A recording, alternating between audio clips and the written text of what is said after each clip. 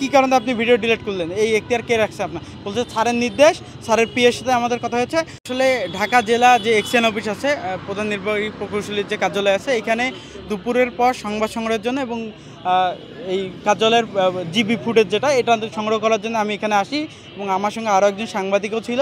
আমরা দুইজনে আসি। এসে যখন আমরা পরিচয় দিই, আমাদের হাতে মাইক্রোফোন ছিল, আমার হাতে এসএটিভির মাইক্রোফোন ছিল এবং আমরা প্রবেশ করে পরিচয় দিয়ে ভিতরে ঢোকার চেষ্টা করি। তখন দুইজন আনসার সদস্য মেন গেটেই, বাইরের যে মূল ফটক সেই গেটে এসে বাধা দেয়, বলে যে আপনি অনুমতি ছাড়া এসএটিভির সাংবাদিকরা ভিতরে ঢুকতে দেওয়া হবে না, এটা বলা হয়েছিল। আমি তখন বললাম যে সাংবাদিকদের ভিতরে ঢুকতে কার অনুমতি নিতে হবে? তখন বলে যে এটা আমরা জানি না, আপনি ঊর্ধ্বতন স্যারের সাথে কথা বলে। তখন আমরা বাইরের যে জিবি ফুটেজ সেটা যখন নিতেছিলাম, তখন এসে উনি আমাদের এই ভিডিওগুলো জোর করে ফোন থেকে ডিলিট করে, ক্যামেরা থেকে ডিলিট করে। তখন আমি বলি যে কী কারণে আপনি ভিডিও ডিলিট করলেন? এই এখতিয়ার কে রাখছে আপনার? বলছে স্যারের নির্দেশ, স্যারের পিএর সাথে আমাদের কথা হয়েছে। ওয়ালটন এখন দেশের সীমানা পেরিয়ে পৌঁছে গিয়েছে 50টিরও বেশি দেশে। ওয়ালটন, ঘরে ঘরে বিশ্বজুড়ে। আমি তখন এখানকার যে নির্বাহী প্রকৌশলী ওনার নাম্বারে ফোন দেই। তখন উনি বলে যে না, আমি এই ধরনের নির্দেশনা দিইনি। আমি তখন বলি যে কী কারণে আপনারা এটা করলেন? উনি তো বলতেছে নির্দেশনা দেয়নি। আমরা তখন ওই আনসার সদস্যদের বক্তব্য নেওয়ার চেষ্টা করি। তখন অতর্কিতভাবে তারা আমার কলার ধরে টেনে হেসড়ে হামলা করে নিয়ে যায়। আপনারা দেখছেন, ভিডিওতে অনেকেই দেখছেন।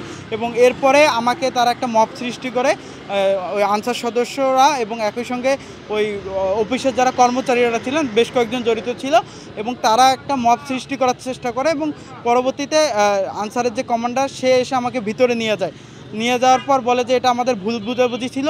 কিন্তু এখন ভুল বুঝাবুঝি করে কি একজন সাংবাদিকের উপর এইভাবে একজন আনসার সদস্যরা যদি এইভাবে হামলা করে, সরকারি প্রতিষ্ঠানের জিবি ফুটেজ অর্থাৎ বাইরের যে ফুটেজ এটা নেওয়ারও যদি তারা আমাদের এখতিয়ার না দেয়, তাহলে গণমাধ্যমের স্বাধীনতা আজকে কোথায়? ওনাদেরকে আমি বলছিলাম কোন স্যার এটা বলেন, আমি কথা বলি। বলে যে আমাদের বড় স্যার এক্সিএন স্যার। তো আমি বললাম যে ওনার সঙ্গে তো আমি কথা বললাম। উনি তো বললো যে সমস্যা নেই, নেন, আপনারা বাইরের ফুটেজ নিতে পারেন।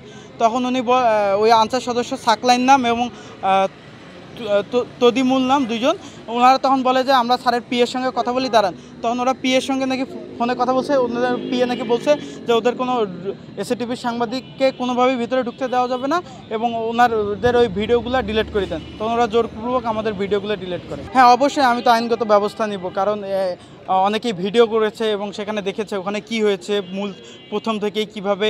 এবং আমি একটা আশঙ্কা করছিলাম যে আমি যেহেতু এলজিডি, আপনারা জানেন এলজিডিতে এখন কি পরিমাণ দুর্নীতি হচ্ছে এবং এই দুর্নীতির সংবাদগুলো আমি এর আগে এবং এই এক্সিএন যিনি আছেন দায়িত্বে, তার বিরুদ্ধে কিন্তু তার এই দুর্নীতি নিয়ে দুদক ইতিমধ্যেই মাঠে নেমেছে, দুদক অভিযান পরিচালনা করছে এবং তার যে জায়গাগুলোতে দুর্নীতি সে জায়গাগুলোতে যাচ্ছে।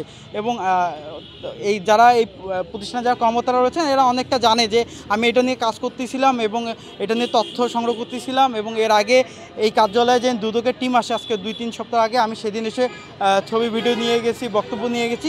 তো ওই হিসাবে ওরা আমাকে টার্গেট করে রাখছিল, আমার কাছে ধারণা হচ্ছে।